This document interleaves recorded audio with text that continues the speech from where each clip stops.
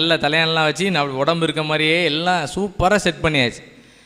திறந்து பார்த்தா உள்ள யாரும் இல்லை. ஆண்டவர்கிட்ட நிறைய திட்டங்கள் இருக்குது, அவருக்கு என்னன்னாலும் செய்வார். இந்த ஆமானை அடிக்கிறதுக்கு நிறைய திட்டம் வச்சுருந்தார். ஒரே திட்டம் தான், அதை பல ரூட்டில் கொண்டு போகிறாரு. அங்கே ஆமான் எல்லாம் பெரிய நம்ம தான் பெரிய ஆள். அங்கே ராஜ சமூகத்தில் நடந்து வர்றார். எப்படி நடந்து வந்திருப்பார்? நல்ல பந்தாவாக வந்திருப்பார். இந்த உலகம் இப்போ சொல்லுவோம் பந்தாவாக வந்திருப்பார். இந்த உலகத்தில் நம்மளை தவிர யார் அப்படின்னு அந்த மாதிரி நினைப்பில் வந்திருப்பார். யார் கேட்டாலும் அவருக்கு யாரை பார்த்தாலும் ராஜா என்ன கூப்பிட்டார், ராஜா என்ன கூப்பிட்டான்னு சொல்லிகிட்டே இருந்திருப்பார். கடைசியில் அவர் வாயிலே அவ்வளோத்தையும் வாங்கி அவருக்கே ஆப்பு வச்சிட்டார் ஆண்டவர். அல்லேலூயா. ஆண்டவர் சுவிசேஷ ஒரு விஷயத்தில் எழுப்புதலில் என்னன்னாலும் செய்வார். ஆனால் என்ன நம்ம நினைக்க மாதிரி செய்ய மாட்டார், அவர் நினைக்க மாதிரி செய்வார். கடைசி கட்டத்தில் அடி விழுது. முதல்ல அடிச்சிருந்தா கூட லேசாக தான் விழுந்திருக்கும். ஆமான் பிற பக்கத்தில் உடையாந்துருப்பான். கடைசி கட்டத்தில் தூக்கி போட்டு என்ன பண்ணுக்கு அரை விழுது. கடைசியில் எல்லாரும் சொன்னாங்க, அவர் வீட்டிலே என்ன வச்சுருக்காரு, தூக்கு மரம் வச்சுருக்கான். அதுக்குன்னே 2 பேர் பார்த்துக்கிட்டே இருந்திருக்கான். ஐயா ராஜா, ஆமான் வீட்டில் என்ன செஞ்சுருக்கான், கிறிஸ்மஸ் ட்ரீ செஞ்சுருக்கான் மாதிரி அவன் சொல்ல தூக்கு மரம் செஞ்சுருக்கான்னு சொல்லியாச்சு. தூக்கு மரத்தில் தூக்குங்கன்னு என்ன பண்ணாங்க, தூக்கி ஆமாண்ணா நங்குன்னு போட்டாங்க. 10வது வசனத்தை பாருங்கள். 10வது வசனம் வாசிப்போம். இதெல்லாம் நம்ம எப்படி வாசிக்கணும்னா, இதெல்லாம் எப்படி வாசிக்கணும், சும்மா வாசிக்கணும். நம்ம இதெல்லாம் பிரேக்கிங் நியூஸ் மாதிரி வாசிக்கணும். நம்ம எப்படி வாசிக்கணும் தெரியுமா, ஆமாம் இந்த தூக்கு மரத்தில் தூக்கி போட்டாங்க அப்படிங்கிற மாதிரி வாசிக்கணும். நம்ம வாசிப்பில் எதிராளியெல்லாம் அவ்வளோத்தையும் ஆண்டவர் நைட்டே தூக்கி போட்டுருவார். போடு அவ்வளோ எங்கேயா போய் விழுங்கலன்றார். அவ்வளோ இடைஞ்சல் இருக்குது உலகத்தில். ஆகாஸ்வர் ராஜாவுக்கு அது வரைக்கும் அவருக்கு ஒன்றுமே தெரியாது. ராஜாவுக்கு ஒன்று தெரியும். என்ன தெரியுமா, இந்த ராஜ்யத்தில் பாதி கேட்டாலும் உனக்கு என்ன பண்ண, இதே ராஜா பேசுவாங்க. இந்த ராஜ்யத்தில் ஏன் பாதி கேட்க முழுசாக கொடுத்துட வேண்டியேன்னு, எம்மா ராணி அம்மா உனக்கு என்ன கேட்டாலும் தரேன்.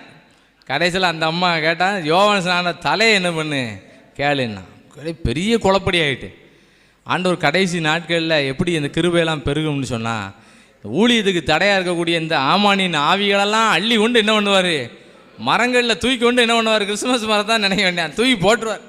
நான் கிறிஸ்துமஸ் மரத்தில் கிறிஸ்துமஸ் ஆத்தா மண்டெல்லாம் தொங்கிட்டு இருக்கும் பார்த்தீங்களா, அதில் 5-6 மண்டை தொங்கிட்டு ஆமான் மண்டை மாதிரி நினச்சிக்குவேன், தூக்கி அங்கே கொண்டு வீசிட்டார். கர்த்தர் ஆண்டவர் ஊழியத்துக்கு ஒரு இடைஞ்சல் இல்லாத ஒரு சூழ்நிலையை உருவாக்கினார். ஆமென். அங்கே எத்தனை பேர் தான் இருந்தாங்க லைவில், ஊரில் ஒருவனும் எத்தனை பேர் தான் லைனில் இருந்தாங்க, எஸ்தரு, மொர்தெகாய். அங்கே எங்கேயும் இப்போ ஐக்கியமாக இருக்கிறதுக்கு ஒரு ஆத்தாகன்னு ஒருத்தர் இருப்பார். இவங்க இவ்வளோதான் மொத்தமே ஒரு ஐக்கியம். தேசம் 127 நாடுகள் கிடக்கு, அவ்வளோ குமிஞ்சு போய் கிடக்கு. என்னையா நடக்க போகுது, என்ன நடக்க போகுதுன்னு தெரியாமல் இருந்துச்சு.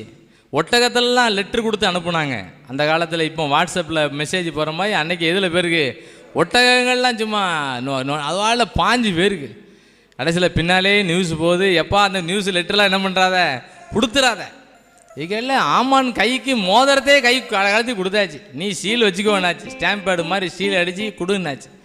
கர்த்தர் பாவம் பெருகின இடத்தில் கிருபை அதிகமாய் பெருகு. ஒரு வசனத்தை வாசிக்கும் போது இந்த ஆமானும் ராஜாவும் ஒரு மார்க்கமாக உட்காந்துருக்காங்க பாருங்கள். 3ஆம் அதிகாரம் 15வது வசனத்தில் பாருங்கள்.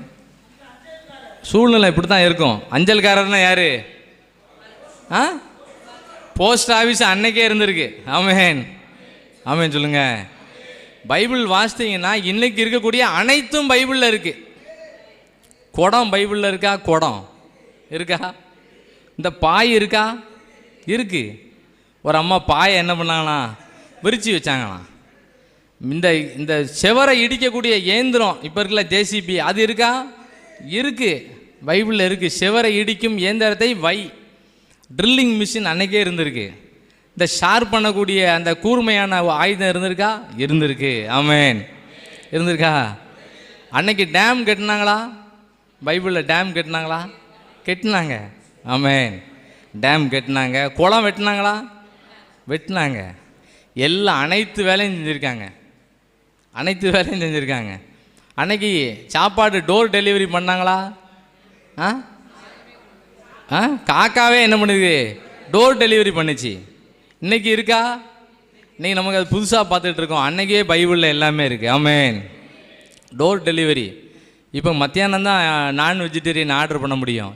எளியா காலத்துக்கு காலையிலே என்ன வந்திருக்கு? காலையிலே நான் வெஜிடேரியன் வந்திருக்கு. இந்த மாதிரி பைபிளில் எல்லாமே இன்றைக்கி நம்ம பயன்படுத்தக்கூடிய அனைத்தும் அங்கே இருக்குது. ஆமென். நம்ம அண்ணன் செங்கல் சேம்பர் வச்சுருக்காங்க. பைபிளில் இருக்கா செங்கல் சேம்பர்? இருந்திருக்கு. ஆமென். அங்கே எல்லாம் பைபிளில் உள்ள எல்லாம் இன்றைக்கி உலகத்தில் உள்ள அனைத்தும் பைபிளில் எழுதப்பட்டிருக்கு. ஆமென். கர்த்தர் இந்த உலகத்தில் எவ்வளவு பெருகினாலும் பரவாயில்ல, எது வளர்ந்தாலும் வளராட்டாலும் பரவாயில்ல, பாவம் பெருகின இடத்தில் கிருபை அதிகமாக பெருகிட்டு. ஆமென். ஆமென். மதுபான கூடங்களை பற்றி கூட பைபிளில் போட்டிருக்கு. சாதாரணமான குடிக்கவங்களை பற்றி போட்டிருக்கு, ஹை கிளாஸில் குடிக்கவங்களை பற்றி போட்டிருக்கு, டான்ஸ் ஆடிக்கிட்டே குடிக்கவங்களை பற்றி போட்டிருக்கு, எல்லாமே போட்டிருக்கு. ஆமென். மதுபான பழக்கத்தில் ஹை கிளாஸில் உள்ளவங்க எப்படி குடிப்பாங்களாம்? ரொம்ப மியூசிக்லாம் போட்டு டான்ஸ் ஆடிக்கிட்டே குடிப்பாங்களாம். பைபிளில் போட்டிருக்கு. இந்த உலகத்தில் உள்ள எல்லா அனைத்தும் பைபிள் எழுதப்பட்டிருக்கு. நமக்கு என்ன நினைக்கணும்னா, எதெல்லாம் பெருகிட்டு இருக்கோ இதை விட எது பெருக்கமாக வரப்போகுதுன்னா எழுப்புதல் வரப்போகுது. ஆமென். பாவம் பெருகின இடத்தில் கிருபை. போஸ்ட் ஆஃபீஸை தான் சொல்லிக்கிட்டு இருந்தோம். போஸ்ட் ஆஃபீஸை பாருங்கள், 15வது வசனத்தில் போட்டிருக்கு. போஸ்ட் அந்த அஞ்சக்காரர் ஸ்பீடு போஸ்ட்டா சாதா போஸ்ட்டா? இது ஸ்பீடு போஸ்ட்டு. ஸ்பீடு போஸ்ட்டில் போகுது. என்ன செய்தி போகுது? எல்லாம் எழுப்புதலுக்கு எதிர்மாறான செய்தி ஸ்பீட் போஸ்ட்டில் போயிட்டுருக்கு. அந்த கட்டளை சூசான் அரண்மனையில் பிறந்தது. ராஜாவும் ஆமானும் உட்கார்ந்தார்கள். சூசான் நகரம் இப்படி தேசத்தில் தலைவர்கள் இப்படி உட்கார்ந்தாங்கன்னா நகரம் எப்படி தான் இருக்கும்? நரகமாக தான் இருக்கும். நரகமாக இருக்குது. நகரம் நரகமாக மாறிட்டு. ஆனால் எழுப்புதல் எப்படி வரும்னு சொன்னால், இதெல்லாம் பல மடங்கு இருந்தாலும் இதையும் ஓவர்டேக் பண்ணக்கூடிய அபிஷேகம் பல மடங்கு வரப்போகுது. ஆமென். ஆமென். பாவம் பெருகின இடத்தில் கிருபை அதிகமாகி பெருகும். அதனால் தேசத்தில் உள்ள சம்பவத்துக்கு நம்ம யாரும் மார்க்கு போட வேண்டாம். இதெல்லாம் என்னனாலும் பண்ணுங்கள், ஊற்றமா இவ்வளோ நாளும் குடிங்க. எவ்வளோ குடிக்க முடியும் உங்களால் குடிங்க. அதுக்கு மேலே ஒரு எழுப்புதலை கர்த்தர் வைத்திருக்கிறார். ஆமென். ஆமென் சொல்லுங்கள். கடைசியாக ஒரே காரியத்தை வாசிக்க போகிறோம். 1 நாளாகமத்தில் வாசிக்கும் போது அநேகர் உதவி செய்யக்கூடியவங்களை ஆண்டவர் ஏற்படுத்தி கொடுப்பார். 1 நாளாகமும் 12ஆம் அதிகாரம்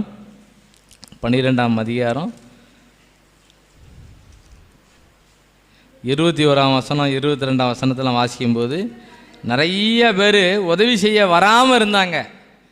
எழுப்புதல் வரும்போது எல்லாரும் உதவி செய்ய வந்துடுவாங்க. ஆமென். பாவம் பெருகின இடத்தில் கிருபை. உதவி செய்ய தாவீதுக்கு உதவி செய்ய ஒருத்தரும் வரல. அவங்க அண்ணன் மாதிரிலாம் சொன்னாங்க. தாவீதை பார்த்து ஆட்டுக்குட்டி எங்கேன்னு கேட்டாங்க. உதவி செய்ய வேண்டிய நேரம் என்ன கேட்டாங்க? ஆட்டுக்குட்டியை, கொஞ்சம் ஆட்டுகளை யார் வசமாகி கொடுத்தேன்னு கேட்டாங்க. மாமனார் ஒரு மாதிரி பார்த்தார் அந்த அவரோட சூழ்நிலையில். கடைசியில் பார்த்தா ஆண்டவர் அவருக்கு ஒரு கிருபை வைத்திருந்தார். யாரெல்லாம் அவர் பக்கம் சேராமல் இருந்தாங்களோ அவ்வளோ பேர் எங்கே வந்து சேர்ந்துட்டாங்க? தாவீது பக்கமாக சேர்ந்துட்டாங்க. அதான் அந்த வசனத்தில் வாசிக்கிறோம். 21ஆம் வசனத்தில் வாசிக்கும் போது, அந்த தண்டுக்கு விரோதமாய் இவர்கள் தாவீதுக்கு உதவி செய்யக்கூடிய ஒரு தேவ கிருபை ஆண்டவர் அன்னைக்கு கொடுத்துருந்தாரு. இன்றைக்கி நமக்கும் நிறைய பேர் நமக்கு சப்போர்ட் பண்ணக்கூடிய அளவுக்கு கர்த்தர் நிறைய பேரை கொண்டு வருவார். ஆமென். பாவம் பெருகின இடத்தில் கிருபை அதிகமாக பெருகிட்டு இருக்கு. தேசத்தில் தேவ கிருபை எப்படி பெருகுன்னு பார்த்து இன்னும் வாசிங்கன்னா 22ஆம் வசனத்தில் போட்டிருக்கு. அக்காலத்திலே நாளுக்கு நாள் தாவீதுக்கு உதவி செய்யும் மனுஷர் அவனிடத்தில் வந்து சேர்ந்தபடியால் அவர்கள் தேவ சேனையை போல் நிறைய பேர் வரக்கூடிய ஒரு காலம் வரப்போகுது. இன்றைக்கி ஆள் கம்மியாக இருக்குது ஒன்று நினச்சிடக்கூடாது. பின் காலம் எப்படி வரப்போகுதுன்னு சொன்னால், பாவம் பெருகின இடத்தில் கிருபை. ஆளே வராமல் இருந்தாங்க. இந்த தாவீது கூட ஒரு 400 பேர் இருந்தாங்க. அந்த 400 பேரை பற்றி ஒரு லிஸ்ட்டு போட்டிருக்கோம். கடன் பட்டவங்க, முறுமுறுக்கிறவங்க, ஒடுக்கப்பட்டவங்க. இவங்களுக்கெல்லாம் தலைவராக இருந்தால் எப்படி இருக்கும்? தாவீது இவங்களுக்கு தலைவராக இருப்பார். கடன் பட்டவங்க என்ன சொல்லுவாங்க தாவீதை பார்த்து? என் கடனை எப்போ ஏன் அடைப்பீங்கன்னு, ராஜா எப்போ என் கடனை அடைப்பீங்க கேட்டுகிட்டே இருப்பாங்க. முறுமுறுக்கவங்க என்ன சொல்லுவாங்க? தாவீது இங்கே திரும்பினாலும் ஏசுவாங்க, அங்கேன்னு திரும்பினாலும் ஏசுவாங்க. உட்காந்தா ஏன் உட்காந்தாரும்பாங்க, நின்னா ஏன் நிற்காரு அப்படிம்பாங்க. அங்கே நீங்கள் பார்த்தா ஏன் அங்கே பார்த்துட்டு இருக்காரும்பாங்க. முறுமுறுக்கிறவங்க. ஒடுக்கப்பட்டவங்க இருந்தாங்க தாவீது கூட. அவங்களுக்கு பைய இருக்கும், உள்ளே என்ன பண்ணாது, ஒரு ஆசீர்வாதமும் இருக்காது. ஒடுக்கப்பட்டவங்க, தருத்திரம் உள்ளவங்க, இவங்களாம் தாவீது கூட இருந்தாங்க. பிறகு பார்த்தா தாவீதை ஆண்டவர் ஆசீர்வதிக்கும் போது தாவீது நடந்து போயிட்டு இருப்பார். அங்கேருந்து நிறைய ஸ்நாக்ஸ் எல்லாம் வரும். ஆமென். ரொம்ப ஹை ஸ்டாண்டர்டான ட்ரை ஃப்ரூட்ஸ்லாம் வரும். நிறைய பேரிச்சம்பழம் அது இதுன்னு தேனைன்னு கொண்டு வருவாங்க.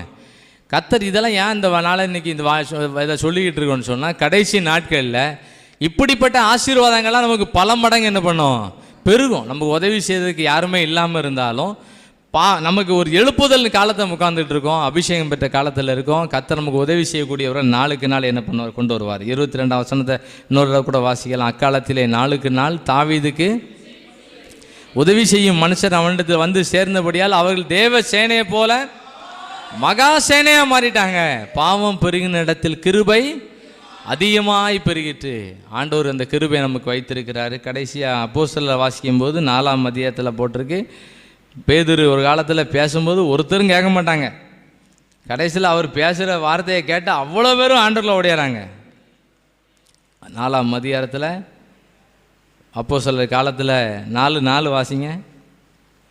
வசனத்தை கேட்டவரில் அநேகர் விசுவாசித்தார்கள், அவர்கள் தொகை ஏறக்குறைய 5000 பேர்.